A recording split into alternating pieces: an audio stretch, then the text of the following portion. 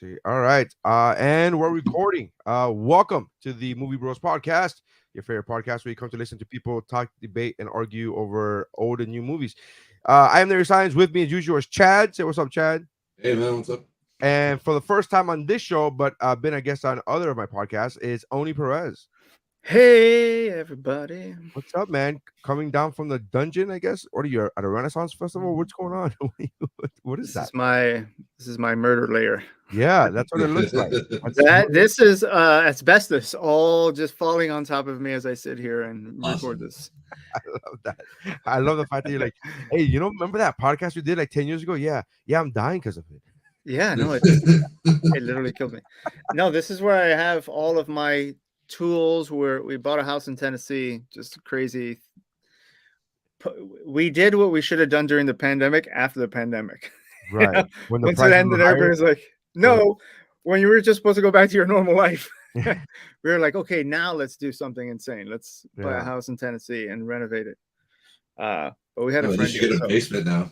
That's cool. I get a basement and I got all the tools here. I paint in here. I paint cabinets and all that stuff. So I see cool. your Instagram and you're the dude that my dad wishes I would be. Yes.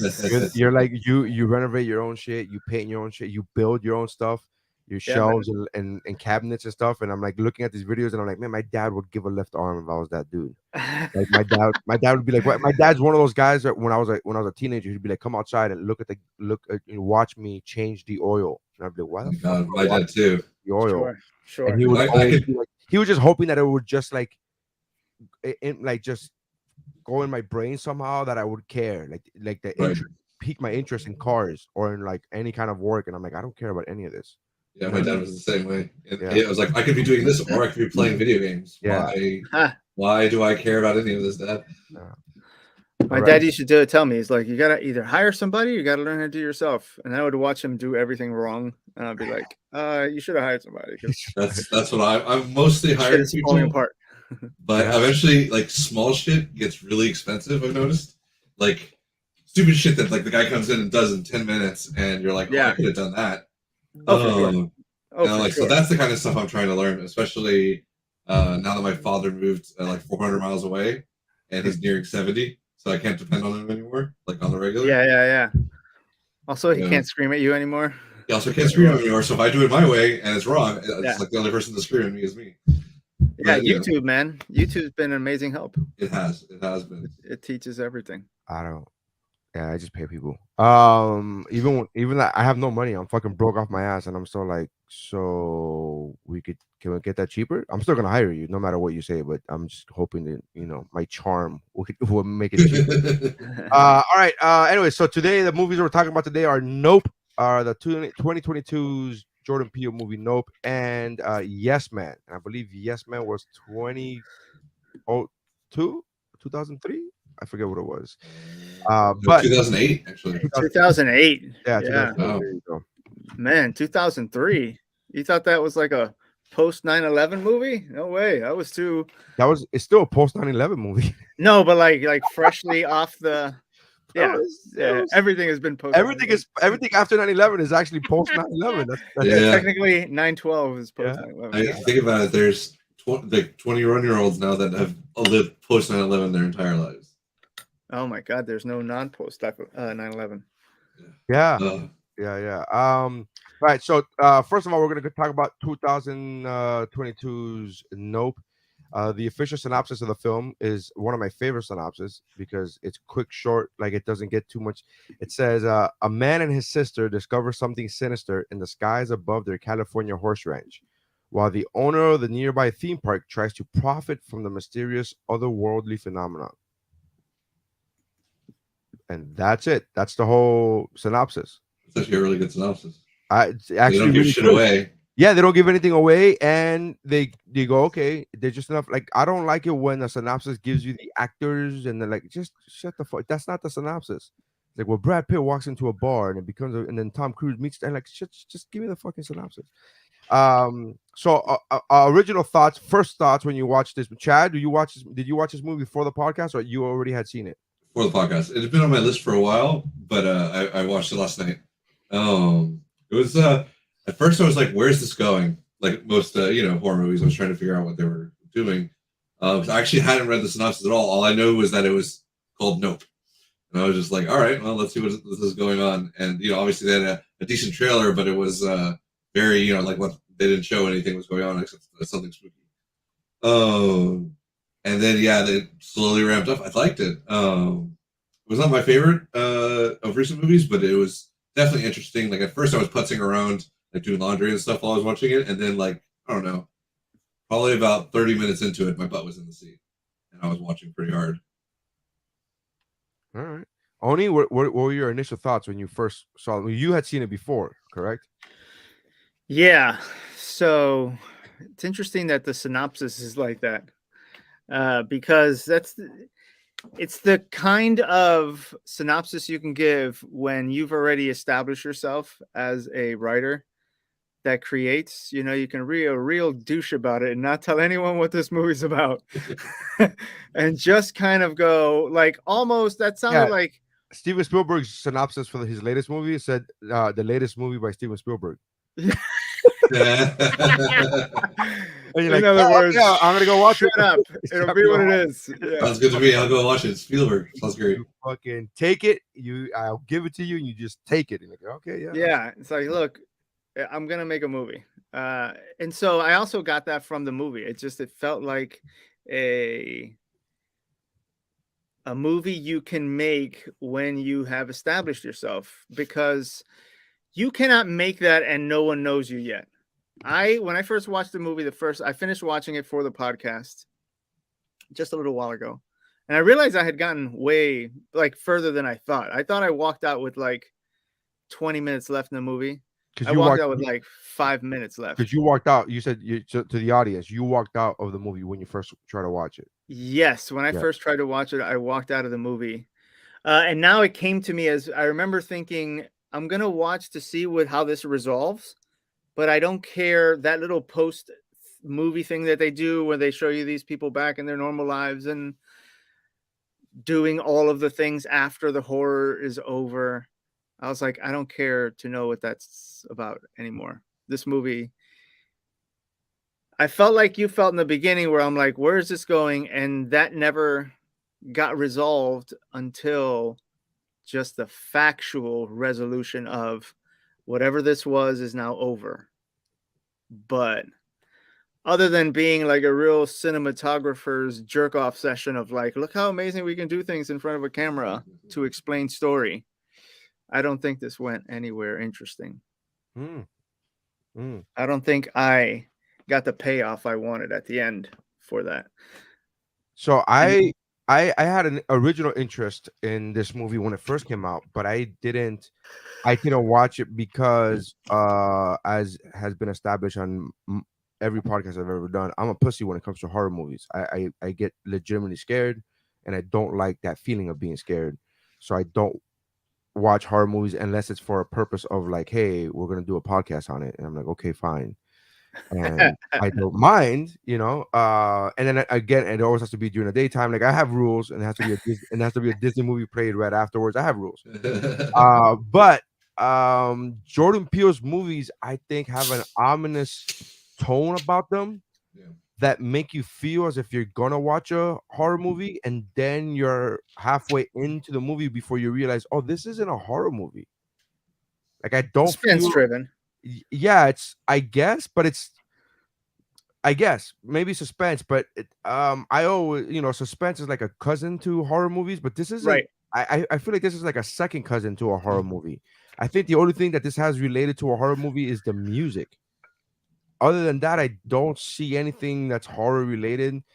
And again, because this is his third movie, his first one being Get Out, and then the second one being Us. I think Us is more of a horror movie than the other two. Yeah. And the other two are not horror movies. I mean, Us Get Out, Get Out's a horror movie to any person of color.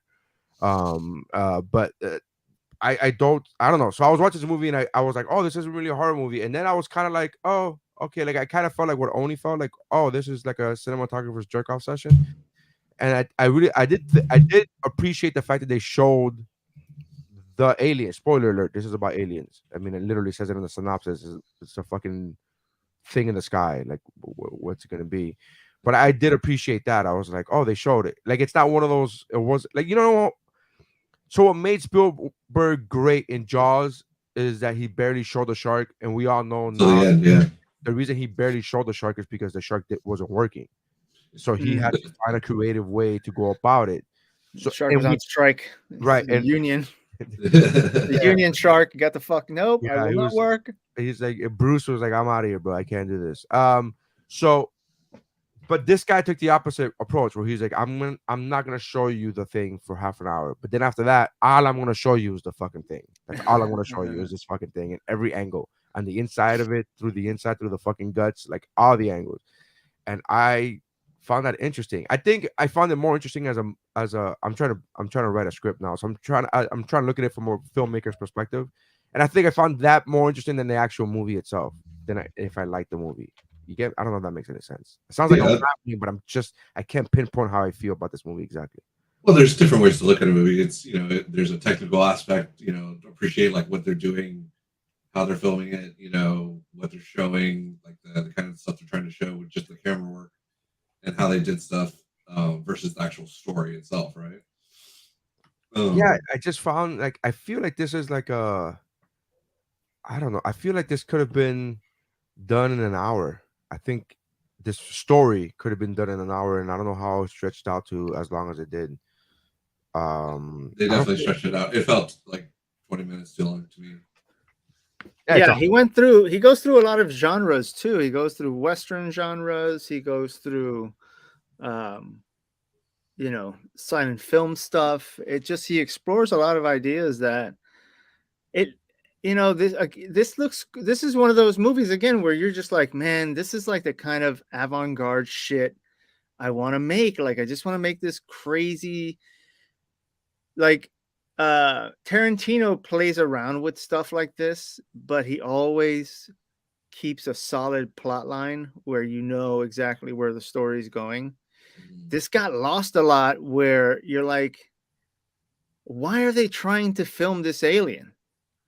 What is the point of this trying to film this alien and They getting wanted to this get crew rich. together? they wanted to get money. Yeah, they wanted to get Yeah, rich. but like, why? But I guess I should say, why are we spending so much time with how to film this alien Uh, versus just I guess because they either? introduced the, I the mean, anti-electric shit, and so it was like becoming a challenge versus he gave having us. a I like digital. the fact that he gave us a training montage for the getting ready to film an alien. Yeah. Yeah, He was like what sports movies do with fucking training montages. He gave us a montage where he was like, and then we're gonna steal fucking inflatable guys, and we're gonna steal car batteries, and we're gonna like. He gave us the, when you do a heist movie and you go, son of a bitch, I'm in, and you do that fucking. yeah, He gave us yeah. that scene for getting ready to film an alien, and I thought that was.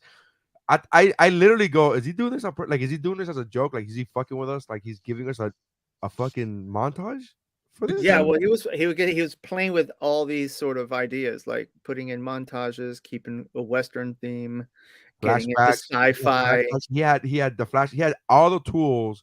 When you Yeah, read when you read a script writing book, you're like, these are the tools you could use in a film. And he was like, I'll take all of them. I'll Yeah, use yeah. all of these. Like, just He did one of those homage to Hollywood movies that every now and then somebody does, and I mean, even in tried to, the script, the very basis of their business was like an homage to the original Hollywood thing, the original yeah, film. yeah, With yeah, the black guy on the horse. exactly. So I It's thought the that was first kind of thing cool. filmed. Yeah, exactly. That's what I'm saying. So I love that. That was great. That was I kind of just like Neri, the fact that this is horror doesn't make sense. It's a sci-fi, but even the suspense is not really yeah. I mean, suspenseful. it's definitely sci-fi horror. I definitely lean more towards the sci-fi in that it's an Yeah. alien. So that like kind of automatically makes it more sci-fi than horror. here's my question. All right. So, and again, there's a bit of a spoiler, but why did it change form, the alien? Did I miss it? No, Did I it didn't did I it, didn't did, get that either. They No. did it. It just changed form, and we're supposed to understand why. Like it didn't even like it was talking about like anything that with a spirit can be broken. So you're relating it to an animal who's territorial, who has a who has a big spirit, who needs to be broken. But they even animals as we know them, they don't change form. So like I didn't understand why it was that it changed form, and then why nobody was surprised that it changed form. Yeah, I None of mean, them in the movie were like, there, "What the fuck? Is that a different one?" Like, not somebody should have said that. Like, there was, yeah, they definitely didn't react to its like full change. There had been signs when it was like having indigestion because it ate whatever the fuck it wasn't supposed to eat. flags? Yeah, like the that had changed from that like solid disky looking thing to like it looked like a jellyfish. Like it kind of Right. billow it out a little bit or whatever. And you know, some animals do have like I mean like pufferfish. I don't know is the first thing that comes to mind. You know, they do have different defensive techniques. But like the full on, I invert myself and then turn into this angel looking thing. Like I don't know. They definitely underreacted to that, in my opinion, because they were this very disky thing, and then all of a sudden it's this thing from like Final Fantasy, I don't know, 7 or 8. I was waiting for One Winged Angel to kick in. Yeah, I don't even get also what the message behind it was. You know, if there even was, because like I got into some of the online stuff there, and then it gets into these crazy. This had a lot of subliminal stuff and this and that and the other, and I'm like, you know, when you do that in a movie, you have to be a little bit more, I guess, you know, upfront about what it is that you're trying to, because I hate movies where now you got to go research why the fuck this thing was done this way, and then you research it and it has a whole backstory around it. It's like, hey man, I just wanted to watch the movie. I didn't want to go read something about this to further understand your plot. Yeah, To the get movie why should be don't you just self-contained. give, yeah, it should be self-contained. It's annoying when they do that, but you can only get away with it when you've made some successful stuff already. This couldn't be your first go. This couldn't have been Get Out. He had to do Get Out first to get to this. Yeah, because even like the one that strikes me, I guess, semi similar is Prometheus, in that it's like half the time you're going, "What the fuck is going on?" Right. And, Well, I was thinking Signs too, but Signs you're like, at least there's they a real explain it at the end. suspense. Yeah. Even if it And was it's dumb, scary. It's like legit scary, suspenseful moment. it was legit scary until you realize the aliens are retarded and they invaded a planet where 3/4 of the planet is acid to them. Yeah, but that's see, like I've heard Chad say that before about signs, and I've heard other people like say that about signs. I'm like, yeah, but we do that as humans all the time. We invade countries, which like you know what I mean. Like we do all this shit. Like human beings in history have done stupid shit all the time. Alexander the Great, fucking, started marching on Russia, and you're like, but there's snow. Yeah, And but there's snow doesn't auto kill us. Water auto kills these things. yeah, again, but it's just I think Also, it's Alexander the Great was shitting in a bucket. We're talking about aliens that have figured out how yeah, to but you there, go through. but it's all relative. I'm sure the aliens that They invaded apparently mastered space travel, but figured out how to take atmospheric readings. Yeah, water kills us. They would have found out traversing the. Didn't they go to like North Dakota? Wasn't that movie based in like some Iowa or some shit where there's no water? I mean, they're a farm, but again, you're a farm. They have to have water. 80% water is the planet. Now you got now I got to learn about their fucking farm system. But also, I'm good not having that. I'm good having that in a movie. I don't care about that kind of plot hole. Yeah, it's me. It just bothers me. But it was until that moment. It was fine. It was scary. It was suspenseful. Yeah. I don't know. It was weird this movie was just a weird. I think it was kind of like, hey, I'm a filmmaker and I'm going to show you that I could use all the techniques of filmmaking use. Yeah. And then just be like, and then you're going to tell me it's great because you love my shit and you won't dare offend me. Yes. And if you don't understand it, you're going to think it's you, not me. Right. Yeah. You're going to think you're dumb. Not I. I made this movie because I'm smart. Yeah, I kind of feel that way, and I'm a huge fan of Tarantino. I would put him as probably my favorite director, probably. Sure, he does this to us too. But with Once Upon a Time in Hollywood, I'm just like, where the fuck is this going? Like, I was just like, where's? And then it closes. Yeah, He but closes hard. the close was so good, right? Yeah, And it won that's an Oscar. It won an that's a Oscar, music closer. and then everybody else is like, all the critics are like, it's Tarantino's best, and then you start thinking to yourself, you're like, oh, I'm wrong then it's me, I'm wrong. I didn't. The Sure. close was strong, no denying that fucking closer was amazing, right? But I was just like, but you gave us a 2 hours and 45-minute movie, and the last 15 minutes was phenomenal, but that's still 2.5 hours of where is this going? Like it gave us 2.5 hours of like of a setup, and it's a great Yeah. close. But in my mind, but that's how I felt about Nope. So I'm watching this and I'm like, oh, okay, you just want to fucking show us your dick and be like, look at this, you're gonna like it. And I'm like, okay, I guess, Yeah. That's yeah, exactly it. Don't think it's anything other than that. yeah, That's Yeah, what more that or movie less. was. yeah. It's a weird. So it made money.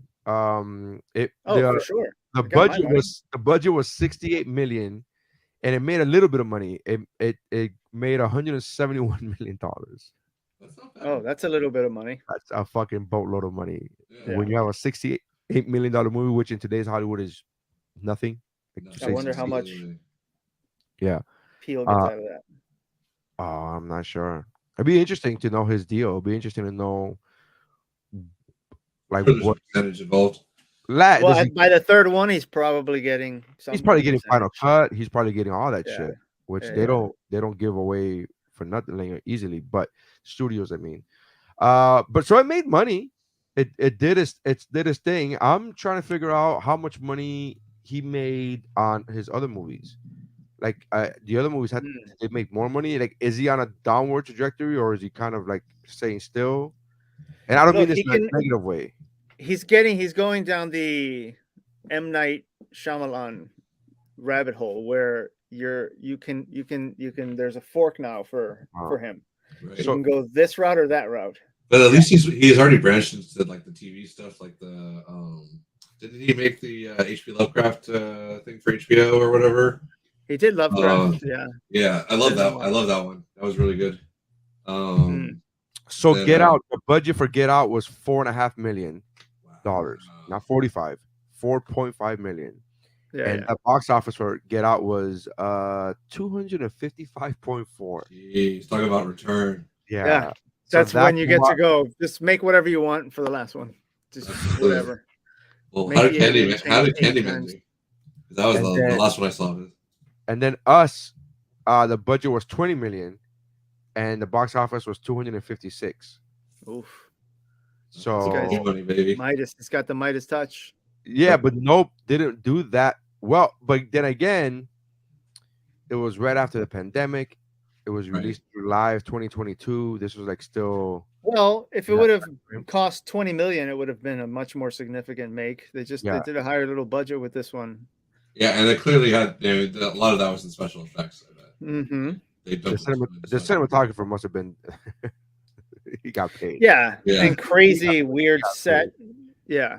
Time frames that you had to film that for the light because it's a lot of real outdoors. Yeah. Yeah. And so those are the three that he directed, and he produced other one. He produced Black Klansman. He wrote Keanu. That movie Keanu was fucking ridiculous. Yeah, but it's he wrote great. The Candyman. Oh, I thought he directed Candyman. No, you're right. No, he did not direct Candyman. He directed. He He was a wrote and writer. produced it, but he did not direct. The directing, he's already done 3. This has only been his third. I love the Candyman remake. Like I was very hesitant because it wasn't Tony Todd and everything. But they did a great job. Like it was a very interesting take on the movie. He's a great writer, man. His story build is awesome, and this movie too. This movie has a cool story along with it. It just it never it's paid. just There's too no long. big 2 hours, payoff. 2 hours and 10 minutes is a long way to go for this particular story. Yeah, and he needed It could have been 2 hours. Easy. he needed a Tarantino closer. You know, He did. needed I theater did to set fire to the Nazis. I did appreciate something that he does in this. He's done it before, where the very beginning opening credits of the movies comes back and it's explained later throughout the story. So like the whole thing with the chimp, Right. you go, where the fuck Yeah, is it yeah, going? yeah. It comes back to like he's establishing his fucking dominance, and he was territorial. Yeah, that was at least some horror. I like that. That was kind of like off-putting, that whole chimp scene. Yeah. Yeah, that was fucked up. Very and the way the chimp died, I guess it got you by it got me by surprise. Where I was like, oh, Yeah. I did not expect that to be. I was impressed that they showed, or not impressed, but I was surprised that they showed the girl. I thought she was like dead, but apparently she survived. Oh man, Her face yeah, was that all was messed up. wild. Which, by the way, because I watched it because I bought the movie, so I was able to watch it at home. I was able to freeze second by second, and you could see the lady's face all jacked up. Like you can Yeah, see, yeah. Mm, she has no upper lip. She has like you could, but again, it's only because I fucking freeze framed second by second. Because if not, you wouldn't be able to tell. Because she had a veil on and the whole thing. Yeah, they maybe 2 seconds on her. Yeah, Yeah, not even like total. That was like half a second here, quarter second there. It was crazy. So as far as the critics gave it, it has 83% on Rotten Tomatoes. It's certified fresh. And audience score, do you think it's higher or lower than 83%, which is a critic score? Chad, what do you think? Higher or lower? lower. Lower. How much? How much you think it's lower? Probably around 70. 70. All right. And then Oni, audience, the critics is 83. Do you think it's higher or lower? Do you think audience is higher or lower than the critics? I'm gonna say higher, just because people want to think that they're smart. Uh-huh. Okay. Like, yeah, we How much got it. higher? How much do you think they gave? If critics gave it 83, what do you think they 92. 92? All right. Well, Chad was pretty almost dead on. It was lower, Whoa, and it's at 69%. good. Yeah. My humanity's restored. You're hoping. Yeah. I think it's that thing. I think people are like, I think more and more people are starting to see the Emperor's clothes. Yeah, they're like, oh, wait a minute. I What? didn't like What'd you us. just say? I didn't like us, and I was just, but for other reasons, not for this kind of reason. Not this. This isn't the same kind of reason. But I think with every movie now, he gave us Nope, and we're like, I think it's cool visually, and I think you're setting a cool tone. I disagree with you, Oni. I don't think the story is good enough for a 2 hour and 10 movie. I just don't think the story is that good. Not good enough for a 2 hour movie. No. It didn't. And you're absolutely right. There is no closure. You had no There's no closer. Tarantino-esque. The closing moment was the thing blowing itself up, and that was about it. No, but the photograph was the closer. Like, oh, Yeah, the big moment is I got it on. They got the impossible shot. Yeah, but there we go. Ah, My favorite part of the movie Us is that I had just moved to LA and I took my now wife, then girlfriend, to go see it. But we went to a black movie theater and she had never watched movies with black people before. And it's Us, and they were just screaming at the film, no, don't do this. And I was like, and she was hating it. And I was like, you never been to a black theater? She was like, no. I was like, yeah, this is. She was like, but she was being so like, but why did they do that?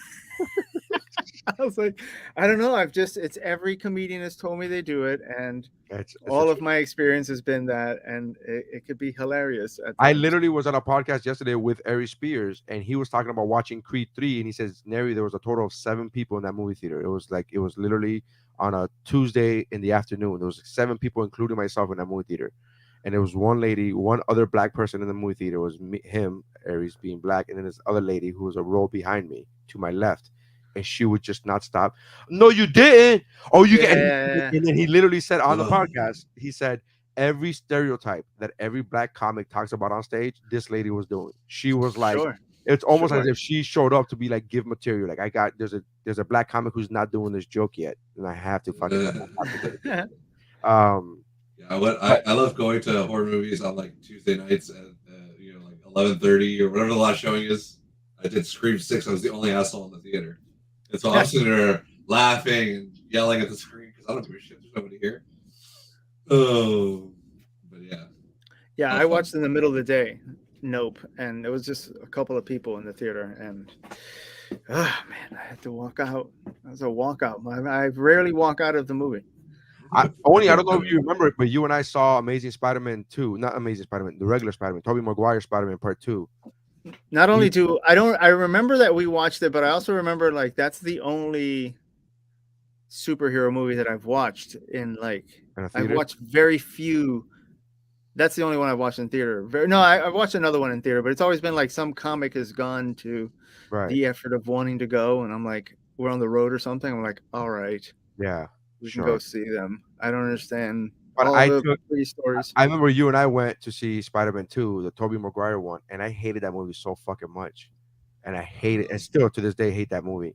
I love to. I It was yeah, I one of know. my favorites. Everybody does. Everybody loves to. I get it. I'm alone on that, but I stand by. I'm seeing The Emperor's Clothes. This movie sucks, and I'm fine with it. I'm fine with being the only one that sees it. But I thought the movie was so fucking cheesy, horrible, whatever. And I'm hating the movie. And then she goes, "Go get him, Tiger." I swear. I remember I Oh looked right at you, and I was like, "We're getting the fuck out." I am, and I literally in my head, I was just thinking it, where I was like, "I'm leaving this movie, and if you come with me, that's cool. And if you don't, that's fine too. I'll wait for you. I have no problems of waiting for you. But I'm fucking done with this piece of shit movie." And then the credits rolled, and I'm like, "Oh, oh fuck!" It literally, yeah. it saved it that it saved itself from me from being From the a walkout. from a walkout. And by the way, I've never walked out of any movie. Yeah, It's yeah, yeah. Well, you didn't, only and you walk. didn't. I did it. It saved itself from being the only walkout that I've ever done by literally 10 seconds. I was like, Yeah. and it's only because I was with somebody else. Had I been by myself in that, I would have walked out the moment she said, "Go get him, Tiger." Because they literally ended the movie probably about 2 minutes after that. But I was just like already looking at you, like trying to like ESP it to you, be like, "Yo, I'm fucking done with this movie. Fuck this movie. I don't give a shit." It was so Yeah. Wow. so awful. I By the love the way, cheesy shit, but that's me. yeah, I can't. I Sam Raimi with cheesy Dark Man. Another. I just don't. I don't I like love cheesy. Dark Man. Yeah, I know you do. I know you do. You like Spider-Man too. Why wouldn't you like Dark Man? Of course, that's absolutely Sam Raimi's cheesy. Absolutely Evil Dead. Oh, I can't wait for the new Evil Dead. But look what he Be did with. great. But look what he did. Sam Raimi did with Doc Strange 2, where it was Fine. phenomenal and it wasn't Yeah. cheesy. Yeah. You could do great. He has it in him. Absolutely. Just not those other ones. Drag Me to Hell is like one of the best PG-13 horror movies I've ever seen. Like when I first found, I didn't find out it was PG-13 until I was walking into the theater, and I'm like, "Oh, this is gonna suck." And no, down with PG-13. Any All right. horror movie that tries to downplay itself to PG-13, don't bother. Generally speaking. That's not true. There's a lot of good PG-13 horror movies. Stop it. That's not true. No, PG-13 horror movies, worthless. That's not true. There's a lot of good ones. I'm sure there's some that you don't even know are PG-13. But when you think horror, whether now if you're talking about PG-13 slasher, no. But there's different kinds of horror movies, and you could be fine with you could be. Well, I mean, I guess if Nope is a horror movie, then there are certainly. Yeah. So, all right. What would you give? What rating would you give? First of all, Sixth Sense is PG-13. Just to go ahead and put that out there. So anybody who's taking The Sixth Sense is PG-13. Correct. So is Okay. Death Becomes Her. So is Split. But Death Becomes Her isn't a horror movie. Though. The Addams Family movies. Cloverfield. A Quiet Place. A Quiet Place. Is Really? PG-13. Yeah. That All right. Signs. Well, we've allowed the All right. 13-year-olds to just watch some horror. All right, cool. I mean, yeah. I like the fact that I brought up Gremlins 2 and nobody blinked. Gremlins 2. 2 and everybody was like, "Oh, okay, the bad one. Yeah. That was that fucking awful one." And I'm like, okay. Well, so is Addams Family. Yeah. I love Addams Family. I love Addams No, Family. they're good. They're just not. That's not horror. It's not horror. Right. Comedy. Yeah. All right. So, what would you give this from 1 to 5? Only start thinking about a rating system, because, like, you know how people give it 1 to 5 tomatoes or 1 to 5 popcorns. We like to change it up. You do your own. So 1 to 5, you have to give it at least a 1. But if from All 1 right. to 5, so Chad, what would you give it 1 to 5, and what would be your rating system? I think I'm gonna give it a 2.5 exploding animals. 2.5 exploding animals out of 5. 2.5 Yeah. out of 5. All right. Hmm. Oni? I'm gonna give it 1.8 murderous chimps. Well, nice. 1.8 murderous chimps out of 5.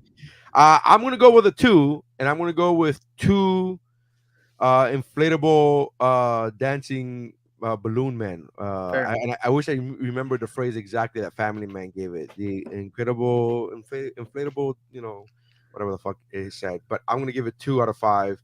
I can't take away from its cinematography, and I can't take away from I like the feeling that the movie gave you. I just don't like the movie. I don't know if that makes any sense, but the feeling that it came out was cool. So 2 out of 5. Right. That's take 1. We're moving on to the next movie or the podcast called Yes Man. 2008's Yes Man is Jim Carrey's. It was. I'm trying to find the correct plot synopsis here. 2000. Well, you know, it's funny. I wrote 2008 instead of typing in Yes Man. Um, and I said 2008 synopsis. So Carl Allen is stuck in a rut with his negative ways. Then he goes to a self-help seminar and learns to unleash the power of yes. Living in the affirmative leads him to all sorts of amazing and transforming experiences. He gets a job promotion and even finds new romance. But Carl finds that too much of anything, even positive thinking, is not necessarily a good thing. 2008's Yes Man. Initial thoughts of Yes Man, Chad. So I watched it a long time ago, but I didn't really remember it. Obviously 2008. Just I remember it was okay. I don't remember it being like a specific like Jim Carrey movie that I go back to and watch. For like some of the other ones. But I watched it last night and it was pretty good. I caught stuff that I guess as a 40-year-old that I don't think I caught as a 28-year-old. And I dug it. I loved the just inevitability. Like your friends can mess with you if they know you have to say yes. I love the old lady blowjob. Just about floored me. It's really good, man. And then but then yeah, you see the consequences of completely not being able to say no if you take it to its extreme. Even though like the universe was trying to, it seemed like the movie was trying to say that the universe, like the second he said no, he fell down the steps. The dog damn near ate him. He was like seemingly to take that as like the universe saying no, you have to say yes for everything, and that obviously led to some messed up stuff. But I like the message though. I like like how he got out of his rut. I like how it was funny. They didn't like overly mess with him in the regards of they could have just been like, give me all your money and then live on the streets or whatever, just that kind of stuff. They could have gone dark with it, but it was funny. Oni? Well, I think I may be overthinking this one, but because I fucking hate this movie so much. When it came out, and this is how you can tell it's 2008, because Jim Carrey was like a monster at that time. Yes. But a monster because of the physical characters that he was able to bring to even shitty scripts, like Liar Liar and this movie was just like so weak sauce. It was like a completely tamed version of Jim Carrey, except for some physical comedy. But Jim being expressive, Jim at that time, this felt like a movie that they wanted to go, all right, this is going to be your rom-com movie for boyfriend and girlfriends to go watch this film and come out of it with a nice love story at the end. You'll be a little bit Jim Carrey, but otherwise, there's no real much to this film. The plot's sort of predictable, and there's a few out of left field things that happen, but it's just so straightforward with such a straightforward resolution, and no crazy fucking Jim Carrey to carry the insanity. So I remember when I saw it, I was just like, oh, is this the turning point? Like, is this where he's just going to do these shit films from this point forward? Is just going to get pigeonholed into a fucking... Yeah, is he just not... He's Ben Stiller without the Ben Stiller acting, because he's just too Jim Carrey. He's either going to go full method and be amazing, or it's going to be like even part 2 of the original fucking... Well, I can't... Oh, Pet Detective Part 2. That was shitty. But man, was he great. He was just phenomenal to the point of just, I'm good with it. And at that point, that's what he would do to shit films. And this was just a shitty rom-com that would have been a Ben Stiller movie, other than the fact that Jim Carrey was given to Jim. So I get what you're saying. First of all, Ace Ventura 2 is better than the first one. No way. No, Yeah, You're I out of have your to mind. disagree with you. Yeah, you're right, man. absolutely. You're out of your mind. Laces out, laces out. Come on. Yeah, You yeah, must no, have that's watched the first one second. no, that's absolutely not. I've watched it for a long time. I would say the first one was better, and then every time I would quote one, it would be part two. Bumblebee Tuna. Bumblebee Tuna. That, Yeah, yeah, I mean, yeah, I yeah. cannot stop fucking saying that. The whole thing, the with the projector, with the ooh, ooh, hi ho silver away. I mean, I'm fucking Yeah. bawling, laughing. It's that movie's far superior. Oh, you must be the Monopoly man. Do not pass go. Do not collect $200. That would make a little kid, which I assume was what you were then, laugh. Yeah. As a Oh, my little kid, more you mean every person in time I see their it, you see every year when I watch it once a year? Yes, yes. as a person in their early 20s at that time, this was not the original one was way better because it had smarter humor. It had more. Smarter. Yes, it had I don't know better about humor. It was smarter, but smarter. better humor. Yeah, well, I guess you're right, but some of the stuff was I've not never heard as anybody silly refer to wording. Ace Ventura as smart humor. Like, I guess I would say the build of the stories and for example, words being funny in part two versus the physical comedy being Bumblebee funny in Tuna part is a two. word. Bumblebee Yeah, Tuna. that's what I'm saying. Bumblebee Part Tuna. two was just sort of word funny stuff Right. versus definitely the more physical physical in comedy. the first one. Yeah, Yeah, I don't know, man. So anyways, so part two is funnier. But Never. I will say that I get what you're saying about this, that this is a tamer version and this is a I I would actually put it on Jim and say I wonder, because knowing how aloof Jim later became, where he wanted to separate himself as much as possible from the Ace Ventura, from the Dumb and Dumber. He wanted to. I would wonder if Jim was like, I'm gonna do Yes Man, but I'm not gonna be the physical guy that you know. I just want to see if I can make this funny with just my words. Like I felt like, you know what I mean. Bad You know, idea. you know what? Should Like have read the script. They had all the words and they weren't good. right, but you ever wonder, like you ever seen like Pablo Francisco and you go, I wonder if he could. I wonder if he's ever wondered to himself, can I be funny without the act outs? You get me? Right. So I feel as I don't if know if he's ever done maybe that, but yeah. Jim saw this and goes like, because you're absolutely right. It is a tame version. It's a watered down version of his earlier comedies. It's like it's a Jim Carrey movie. It's a diet Jim Carrey movie. Yeah, the only time you see him like even kind of go full bore is when he does the tape around his head. Paper on. Yeah, and does he The wants to. funniest guy in this movie is not Jim Carrey. The funniest character in this movie is his fucking boss that he ends up having to fire in an ironic. Oh yeah. That guy was Yeah. hilarious. Just in the shit that he would say, where he would say like common things that he thought that he made up. And I thought that was fucking hilarious. Yeah. Because like That's good writing. Yes. And it I was actually like the guy who was the sponsor, I guess, or whatever, the guy that brought him into the Yes thing. I know he's only in it for a little bit. Yeah, the guru guy. Yeah, well, Terrence Stamp is hysterical, just being like at 110% Terrence Stamp. Yeah. But the guy who runs into him in his bank and he like throws the rock at the bank and just goes nuts. That guy. Oh, I thought he was hysterical. John Michael Higgins. But Yeah, Rise Darby, the guy that plays Norm, is I mean, I couldn't fucking it was so funny where he was just like, oh, you're gonna get shit canned. And he goes, okay, and he goes, you know what shit can means? And he goes, fired. He goes, how'd you know that? he's just like, he's like, it's a pretty common phrase. He's like, I just made it up. Like but he really believes that. Like it's one of those things.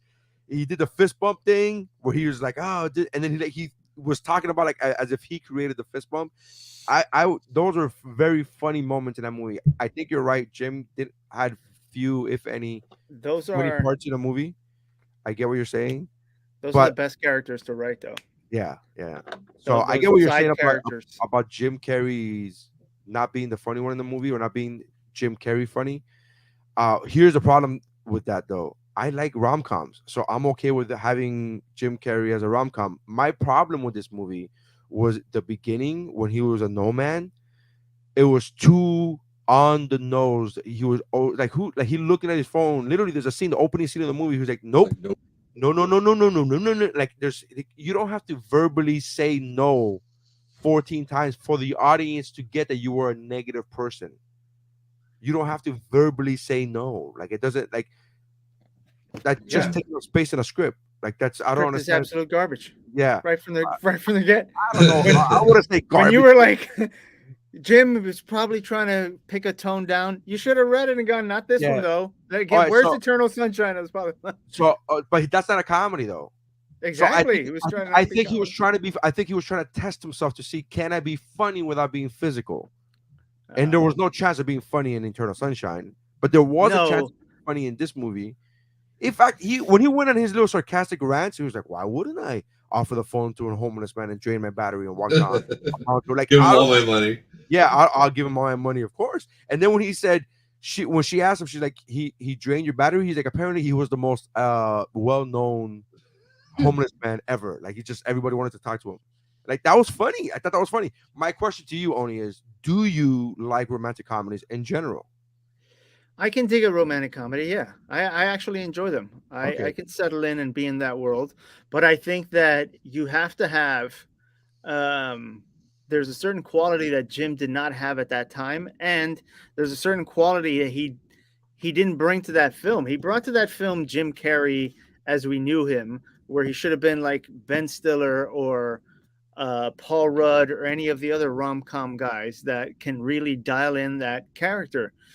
You can't be half in the silly bag and Yeah, I get what you're saying. make it a good rom com. It's just it seemed like a movie that didn't know which direction to go. They were like, we got Jim Carrey, so we're gonna want to do some silly stuff, but then we're also gonna have a plot here that requires good dialogue, and it just didn't have great dialogue either.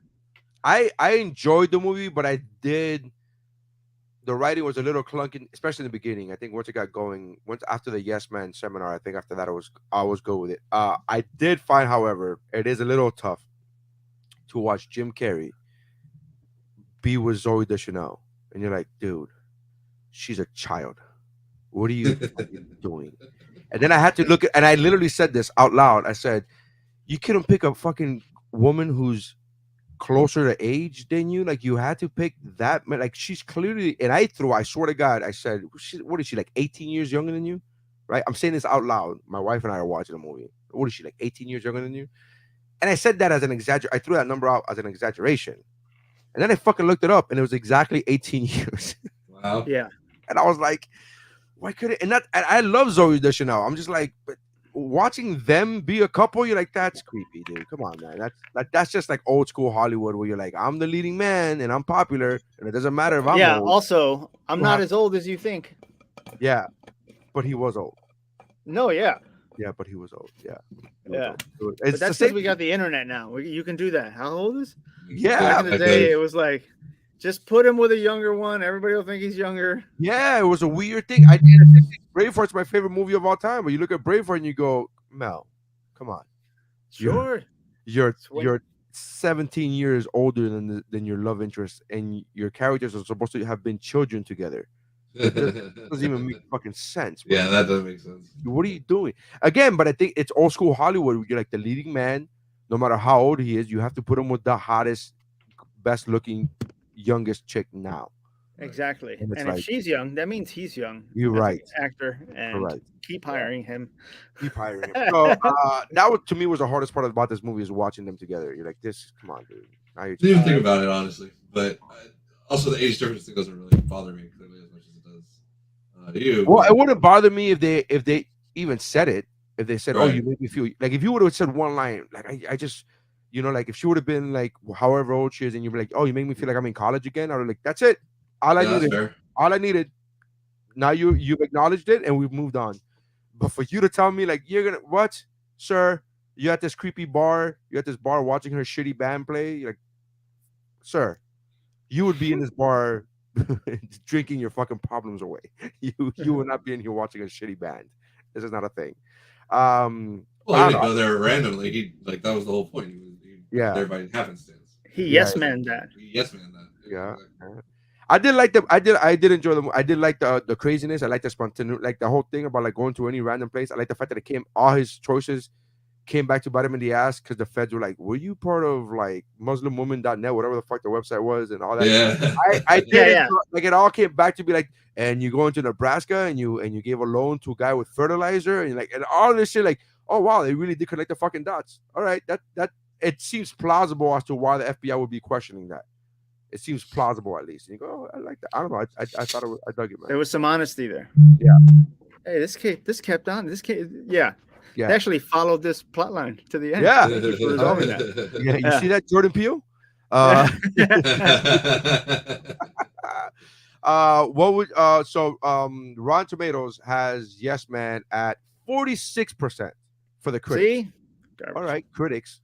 Now, my question to you guys is: do you think it's higher? Do you think the audience has it higher or lower? And if so, by how much? 46 is what critics gave it. I'd say it'd be higher, probably in like 65. Okay. For the people. Okay. Oni? Yeah, I'm gonna say that the audience probably went higher. Probably. Yeah, that's a good number, 65.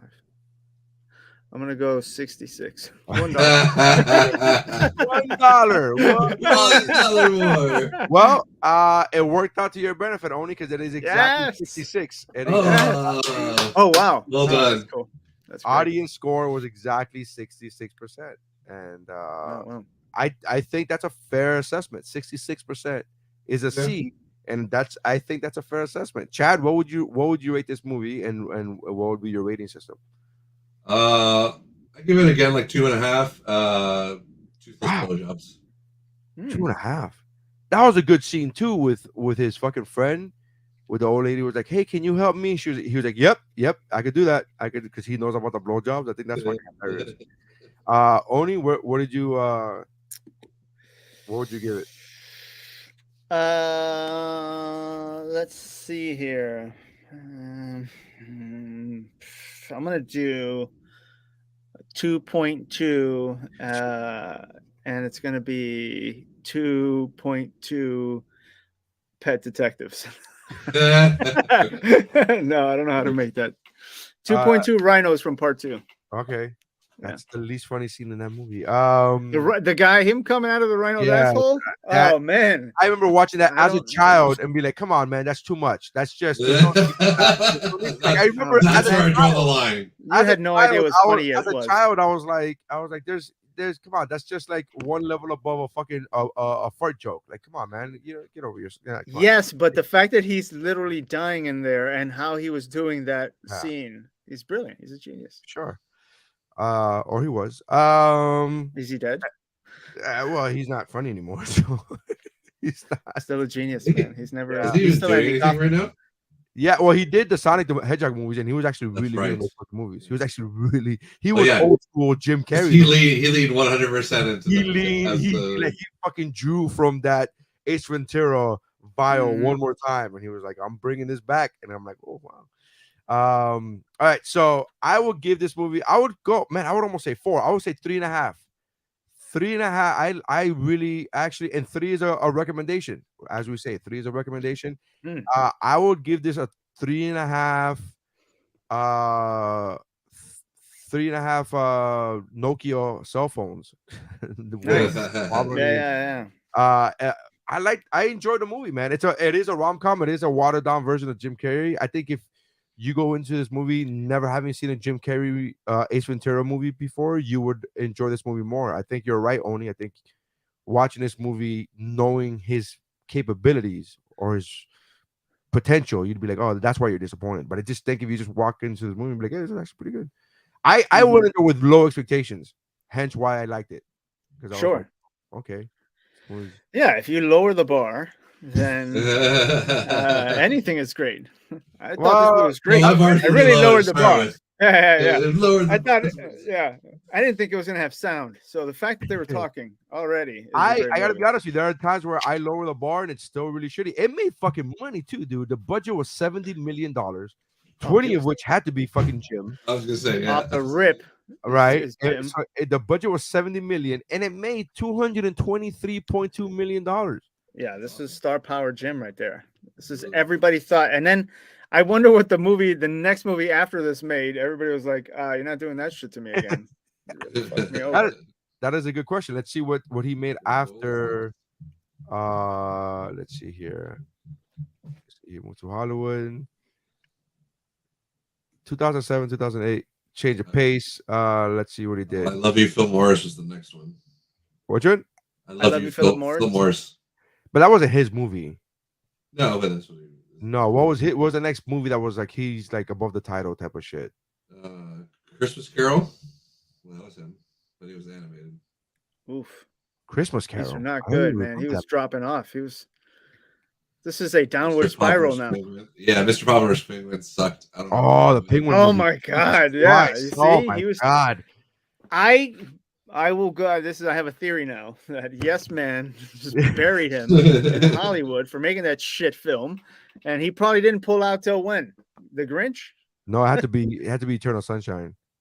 Eternal Sunshine at this point, yeah. It had to be. And the Andy Kaufman movie that was amazing. Eternal Sunshine was before all that. Really? Sunshine was in 2004. Oh, wow. Yeah. And Grinch was 2000. Grinch was 2000. Pull him out of the depression that he made was in Eternal Sunshine. Yeah, maybe. So he hasn't pulled out of it. I think Yes Man was the downfall of Carrie forever. Well, he did Dumb and Dumber 2, which was horrific. Horrific, terrible choice. I think Sonic the Hedgehog is probably what's pulling him out of it because he does an amazing job there. Guys, he's never recovered since Yes Man. I think we can go and say it here. You've heard it first. He never recovered from Yes. This is the film that buried him. All of the other ones were prior to this. Even I don't know, man. Fun with Dick and Jane was pretty fucking bad, and that was in 2005. Yeah, that's after. That's before. It's still before. It's still before. Oh wait, we're looking for an 09 plus. No, but I'm saying Fun with Dick and Jane was bad, and it was 2005. So yes, there wasn't. It wasn't great, but it was fun. So maybe Yes Man was already part of the downfall. It was part of the domino. Yeah, it was already. It wasn't the first domino to fall. It was Fun with Dick and Jane, which, by the way, before Fun with Dick and Jane was Horton Hears a Who, which I like because I like. I loved Horton Hears a Who. I love that movie. I never saw amazing, but also Steve Carell is just brilliant. Right. I need to watch that. I haven't seen that one. That's a good. Those good. Those are good together. I love Lemony Snicket. I thought he did a great job there. When was Man on the Moon? 2004. Yes. No, that was the 99. highlight. 99. That was peak Carrie, man. Yeah, because I love Me, Myself, and Irene. 93, 94. Me, Myself, and Irene was 2000. Yeah. How the Grinch Stole Christmas was 2000. That was still peak. The Majestic was shit. Yeah, that was 2001, and then 2003 was Bruce Almighty. In 2004, Bruce Almighty was great. He was awesome still. Eternal Sunshine is 2004, so he was still doing well. Oh, he was brilliant, but then Yes Man, and that was it. Fun with Dick and Jane until 2023. Fun with Dick and Jane was 2005. Fun with Dick and Jane. Yeah, but there was a better one after that. Is there anything between Dick and Jane and so then the downfall? Horton Hears a Who. No, Horton Hears a Who is 2008. Yeah, right before Yes Man. So. Yeah. So he went Fun with Dick and Jane, then Horton Hears a Who, which was a bit of a tick up, and then Yes Man, I guess. And it was over. It was over. That was the end of Carrie. Sonic was great though, man. You gotta watch. You haven't seen a Sonic movie because you don't have young kids anymore. So why would you? But Sonic the Hedgehog is really good, and we don't count that. He does Ace Ventura level fucking greatness. Like that's really watch Sonic the Hedgehog. It's amazing. Legitimately, it's on Paramount. Paramount Plus. All right, thank you guys for checking us out. Only appreciate you, man. Thank you for coming on. That's the podcast. Check out the other podcasts on the Geek Bro Network that include but not limited to. Pero let me tell you, Childlike at Best, the What's Up Bro podcast, Kickflix, Cramocopia, and a bunch of others. Go to geekbro.net. Check those out. Chad, thank you very much for coming back again. Of course, as always. You guys are great. Love you guys, and that's how podcasts are made.